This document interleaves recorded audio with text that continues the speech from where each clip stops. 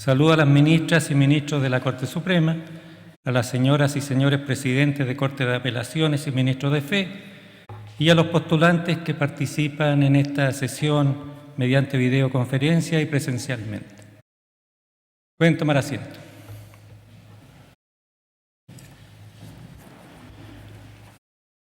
Señoras y señores, según lo dispuesto en el artículo 521 del Código Orgánico de Tribunales y conforme lo establece el acuerdo de pleno de fecha 14 de abril del año 2020, esta audiencia pública en que la Corte Suprema se encuentra reunida en pleno tiene por objeto otorgar el título de abogada o abogado una vez que ustedes, postulantes, presten el juramento de rigor para desempeñar con lealtad y probidad la profesión desde las Cortes de Apelaciones respectivas y desde el Palacio de Tribunales. A continuación, el señor secretario del Tribunal procederá a tomar el juramento, que será recibido por las señoras y señores ministros de la Corte Suprema. Les invito a todos a ponerse de pie.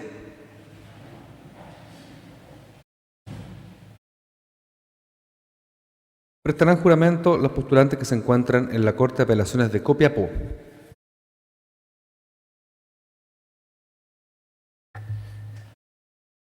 Samia Kirima Mazo Salá. Francisco Nicolás Vicencio Mardones. Licenciada y licenciados, ¿juráis desempeñar leal y honradamente la profesión de abogada o abogado? Corresponde el turno de prestar juramento a las y los postulantes que se encuentran en la Corte de Apelaciones de Chillán. Enrique Luis Benavente Bello, Rodrigo Esteban Díaz Mendoza, Beatriz Viviana Mercado Contreras, Arlet Anmarí Parra Vera, Karina Verónica Pérez Saavedra, Cristian Hernán Ramírez Valladares, Mariana Amparo Soto Ortiz, Hugo Leonetrud Vázquez Ibáñez. Licenciadas y licenciados, ¿juráis desempeñar leal y honradamente la profesión de abogada o abogado? Es el turno de prestar juramento a las y los postulantes que se encuentran en la Corte de Apelaciones de Concepción. Nicolás Aparicio Marchand, Catalina Andrea Bustos Silva, Fabián Alexander Figueroa Jaramillo, Ricardo Alberto Fuentes Córdoba, Constanza Pamela Godoy Balboa, Héctor Alexis Enríquez Quilodrán, María Alejandra Maureira Cárdenas, Milton Elías Mendoza Ferrufino, Ignacio Antonio Aldolf Montiel Andrade, Marián Michel Muñoz Moncada, Ricardo Felipe Oñate Sáez, Sebastián Alejandro Palacios Figueroa, Maura Maciel Quesada Canales, María Andrea Roa Estrada, Paulo Francisco Romero Vázquez, Verónica Alejandra Venegas Nacimiento, Ariel Stephanie Villarroel Matamala. Licenciadas y licenciados, ¿juráis desempeñar leal y honradamente la profesión de abogada o abogado? Corresponde el turno de jurar a las y los postulantes que se encuentran en la Corte de Apelaciones de Temuco. Jimena Soledad Calvo Rostro, Evelyn Pamela Andrea Carrasco Colima, Camila Antonia Castillo Neira, Osvaldo Enrique Godoy Aguayo, Claudio Andrés González Estuardo, Leandro André Huenuqueo Cona, Joana Mabel Mora Martínez, Camila de Almería Navarro Rodríguez, Laura Alicia Navarro Snaque, Daniela Zulini Parada Sagredo, Jocelyn Stephanie Reus Muñoz, Luna Paz Ríos Maldonado. Licenciadas y licenciados, ¿juráis desempeñar leal y honradamente la profesión de abogada o abogado? Es el turno de prestar juramento a la postulante que se encuentra en la Corte de Apelaciones de Coyhaique.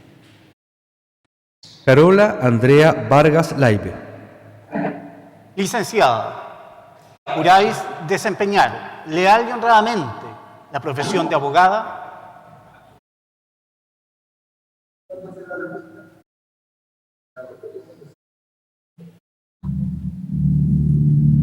Corresponde el turno de prestar juramento a las y los postulantes que se encuentran en la primera sala de la Corte Suprema. Roxana Sonia Álvarez Cabrera, Constanza Angélica Ángel Sánchez, Pedro José Aranguis Guzmán, Francisca Macarena Araya Méndez, Margot Cristina Araya Navarrete, Raúl Enrique Aspillaga Pumarino, Rodrigo Eduardo Astudillo Guevara, Rocío Alejandra Valladares Virgilio, Francisca Alondra Blanca Ulloa, Victoria Carrasco Held. Licenciadas y licenciados, juráis desempeñar leal y honradamente la profesión de abogada o abogado. Es el turno de la segunda sala de la Corte Suprema. José Domingo Cruz Infante, Jerónimo Díaz Recart, Paulina Alejandra Escobar Sobrado, Javiera José Fierro Ocares, Nicolás Fontaine Cruzat. Licenciadas y licenciados, juráis desempeñar leal y honradamente la profesión de abogada o abogado. Corresponde el turno de prestar juramento a las y los postulantes que se encuentran en la tercera sala de la Corte Suprema. Bárbara Galetovich Streeter, Ana María García Arce, Fernanda Belén García Espíndola, Sebastián Ignacio Gómez Sandoval, Fernanda Andrea González Aravena, María Trinidad González Gambini, Pedro Andrés Guerrero Sepúlveda, Eduardo Francisco Herrera Leiva, Cristian Alexis Herrera Villalobos. Licenciadas y licenciados, juráis desempeñar leal y honradamente la profesión de abogada o abogado.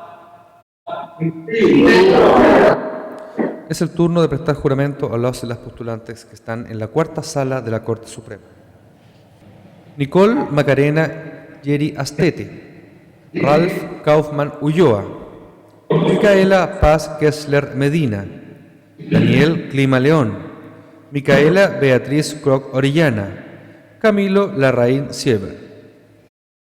Licenciadas y licenciados, juráis desempeñar leal y honradamente la profesión de abogada o abogado. Corresponde prestar juramento a las y los postulantes que se encuentran en el Salón Plaza Monvaras. Ignacio Raúl Padilla López, Jorge Manuel Palma Acuña, Sebastián Alonso Peña Yáñez, Gypsy Antonella Pérez Barrera, Constanza Yesenia Pino Rubio, Rayén Constanza Poblete Castro, Karen Graciela Pozo Ríos, Ignacio Quintana Violer, Paula Andrea Roga Retamal, Valeria del Carmen Rubina Pavés, Camila Alejandra Rubio Cabello, Daniela Fernanda Salé Naveas, Pamela Alejandra Salinas Rodríguez, Harald Eric Sebal Galep, Sara Anita Sepúlveda Aguilera, Carolina Andrea Serrano Herrera. Licenciadas y licenciados, juráis desempeñar leal y honradamente la profesión de abogada o abogado.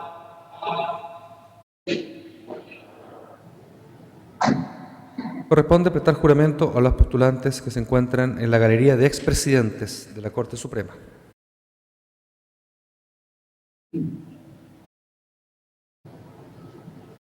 Kimberly Michelle Lineros Sánchez, María Antonieta McLean Opperman, Dominga Jesús Martínez Fones, Valentina Andrea Medina Ortiz, Eduardo Ángel Mena Araya, Francisco Antonio Meneses Pedrero, Rodi Humberto Millones Troncoso, Emilio José Mora González, Jocelyn Alejandra Mora Nolán, Cristóbal Ignacio Muñoz Reyes, Javiera Andrea Naudón Villarroel, Mauricio Joel Núñez Sandoval, Romina Angélica Ocampo Díaz, Claudio Christopher Ogaz Calisto, Nicole Andrea Olaverri Prieto, Camila Estrella Olivares Velázquez. Licenciadas y licenciados, juráis desempeñar leal y honradamente la profesión de abogada o abogado. Es el turno de prestar juramento a las y los postulantes que se encuentran en el Salón de Honor de esta Corte Suprema.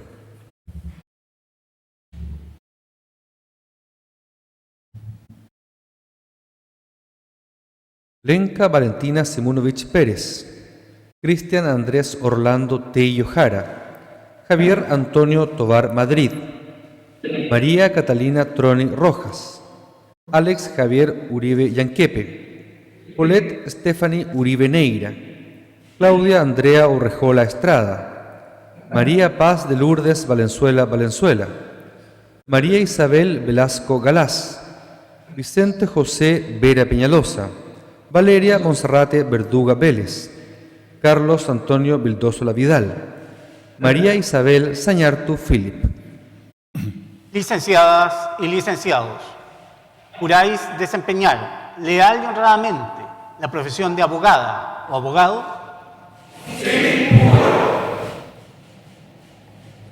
Señor presidente, señorías, las licenciadas y los licenciados han prestado juramento. Gracias, señor secretario. Licenciadas y licenciados, en virtud del juramento que han prestado y por cumplir los requisitos que señala la ley, de conformidad con lo dispuesto en el artículo 522 del Código Orgánico de Tribunales, en nombre y representación de la Corte Suprema de Justicia, los declaro legalmente investidos con el título de abogadas o abogados. La Corte Suprema les felicita y desea buen éxito profesional. Aplaudamos vuestro logro.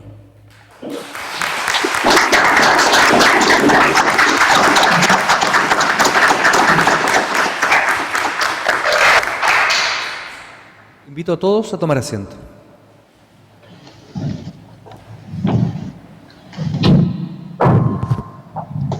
A continuación, el señor presidente de la Corte Suprema de Justicia, don Guillermo Silva Gundelach, se dirigirá a la audiencia. Señoras ministras, señores ministros, nuevas abogadas, nuevos abogados. Este año nuestro país presenta una serie de elecciones en las que decidiremos quiénes desempeñarán determinadas funciones para el devenir de Chile. Un proceso único y fundamental para nuestra democracia. Como lo señala la Oficina del Alto Comisionado de los Derechos Humanos, la democracia es uno de los valores y principios universales fundamentales de las Naciones Unidas. Esta democracia, a su vez, está conformada por dos elementos esenciales. Por una parte, el respeto de los derechos humanos y las libertades fundamentales, y por otro, el principio de celebrar elecciones periódicas y genuinas mediante sufragio universal.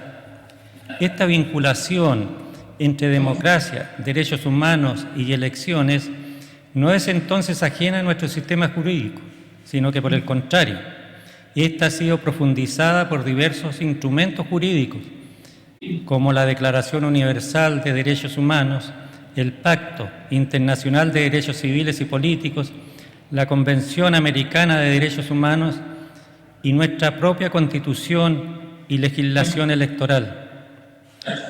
Esta relación tripartita viene a reconocer y consagrar un hecho inequívoco, que la voluntad del pueblo es la base de la autoridad del poder público, la que se expresa a través de elecciones auténticas que habrán de celebrarse periódicamente.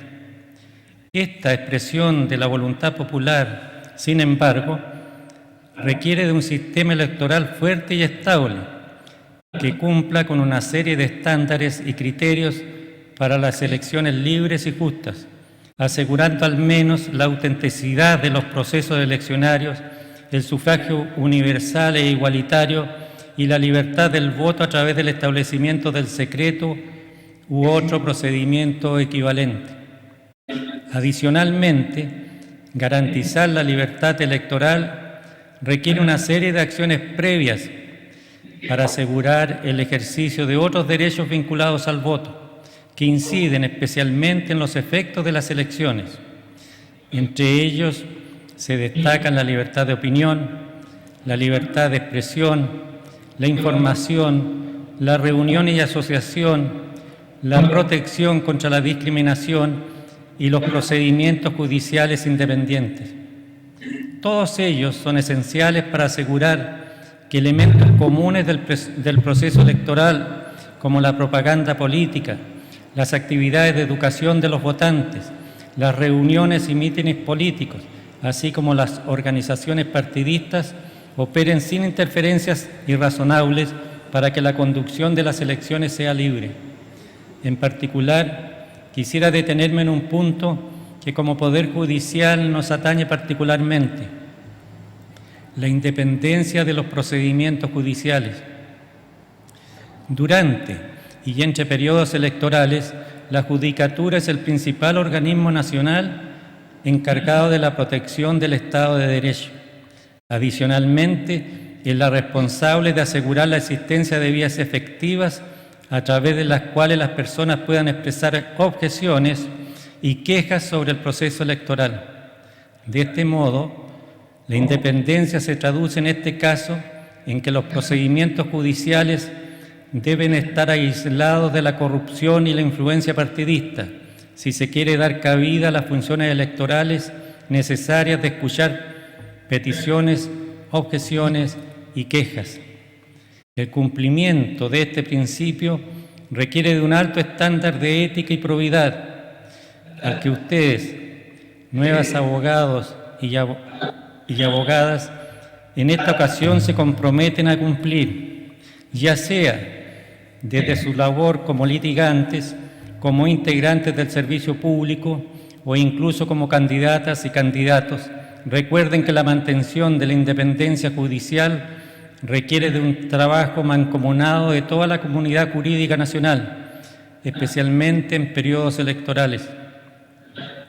Es este uno de los desafíos que como juristas nos impone la realidad nacional actual. Desafío que se concreta, por ejemplo, en la labor que aguarda a quienes integran el Tribunal Calificador de Elecciones en los próximos sufragios de gobernadores regionales, alcaldes, concejales, constituyentes, senadores, diputados y presidente de la República durante este año. Cabe recordar que 4 de los 5 integrantes de este tribunal son miembros de la Corte Suprema. Otro reto enfrentará esta Corte Suprema con la misión de resolver las reclamaciones que se susciten dentro de la Convención Constitucional por infracciones a las reglas de procedimiento. Como institución, asumimos con la mayor importancia este desafío que importa un acto de confianza ciudadana de la mayor trascendencia y que por disposición de la reforma constitucional pone de cargo de 5 ministros de esta Corte, elegidos por sorteo, el conocimiento y resolución de cada una de las reclamaciones que promuevan los convencionales constituyentes, exclusivamente, como lo dije, por infracción a las reglas de procedimiento sobre su funcionamiento establecidas en la Carta Fundamental, como en los acuerdos generales adoptados por la propia Convención. Tal diseño permite conciliar el debido respeto irrestricto a los acuerdos de fondo a que arribe este órgano soberanamente elegido por el pueblo, dejando en manos de este tribunal la sola revisión del cumplimiento de las reglas de forma que lo rigen, actuando siempre a requerimiento de parte de los propios convencionales y sin entrar en modo alguno a coartar o modificar el contenido de los textos constitucionales en discusión. Dicho sea de paso, justamente esta semana hemos dado a conocer el acuerdo de pleno de este tribunal que contiene el auto acordado que pormenoriza los aspectos procesales de la reclamación en comento, clarificando la tramitación que ella tendrá, cumpliendo de este modo el mandato establecido en el inciso 5 del artículo 136 de la Constitución, que puso en manos de la Corte Suprema la fijación del detalle de esta regulación. Sin embargo, más allá de lo señalado hasta acá, la relación entre el sistema electoral y la justicia presenta muchos otros desafíos sociales en un contexto como el que estamos viviendo. Solo por nombrar algunos, quisiera referirme al reto que plantea la igualdad electoral para todas las personas. Si bien el Pacto Internacional de Derechos Civiles y Políticos especifica que el voto y la participación en las elecciones es un derecho universal que no se debe negar debido a ninguna condición, muchas personas se ven afectadas en sus derechos en razón de su condición de miembros de un determinado grupo. Así sucede, por ejemplo, en relación a las mujeres, las personas pertenecientes a pueblos indígenas, las personas privadas de libertad, las personas con discapacidad e incluso las personas adultas mayores a las que los sistemas electorales tradicionales aún deben adecuarse. Recientemente, nuestro sistema electoral ha ido incorporando algunas medidas en este sentido, tales como la paridad de género y los escaños reservados para pueblos originarios en la Convención Constituyente. Sin embargo, el desafío subsiste, tanto respecto de otros tipos de elecciones como de la implementación del derecho al voto en sí mismo, donde actualmente y en concreto se debate la preferencia que adultos mayores, enfermos crónicos, embarazadas y personas con discapacidad y muchas otras personas pudieran tener el día de la elección. Por último, no quisiera dejar de referirme a los desafíos adicionales que plantea el desarrollo de cualquier proceso electoral en el contexto de la pandemia del COVID-19. Algunas voces han abogado por la incorporación de mecanismos de voto anticipado, por el aumento del número de locales de votación e incluso por la utilización de urnas móviles o del voto por correo postal como medidas para que la ciudadanía habilitada para votar pueda asistir de forma segura, disminuyendo los riesgos de contagio en los traslados y durante la votación. Una de las propuestas puestas sobre la mesa ha sido hace pocos días aprobada por el Congreso Nacional en orden a ampliar los días de votación, pasando de 1 a 2 el próximo 10 y 11 de abril. Cualquiera de ellas acarrea una serie de demandas logísticas que deben poner al centro de la decisión pública la conciliación entre la protección de la salud y la efectividad del derecho al voto, garantizando así la realización de elecciones periódicas y genuinas, aún en contextos complejos como el actual. Con estos puntos he querido ejemplificar que aún los denominados derechos civiles y políticos conllevan una serie de obligaciones positivas que el Estado debe cautelar para hacerlos efectivos. En este caso, la formulación de un sistema electoral fuerte y estable que sea capaz de sobreponerse a las vicisitudes del contexto social e histórico, relevando la eficacia de los derechos humanos y, en consecuencia, haciendo carne el Estado de Derecho y la democracia. Esta, entre muchos otros desafíos, es una de las tareas que hoy asumen ustedes, nuevas abogadas y nuevos abogados, reflejo del compromiso ineludible de colaboración sin titubeos por la democracia y la justicia, en un momento en que con especial fuerza la historia requiere de personas que se sientan y vivan la responsabilidad que como profesionales de las ciencias jurídicas y sociales la República pone sobre sus hombros en un acto de suprema confianza materializada en esta ceremonia. Les tiendo mis felicitaciones por la valentía y el coraje de hacer frente a estos desafíos.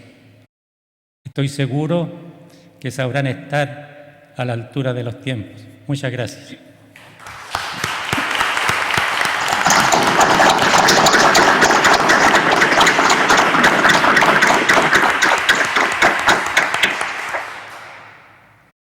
Habiéndose cumplido con el objetivo de esta audiencia, se le pone término desde esta Corte Suprema. Muy buenos días.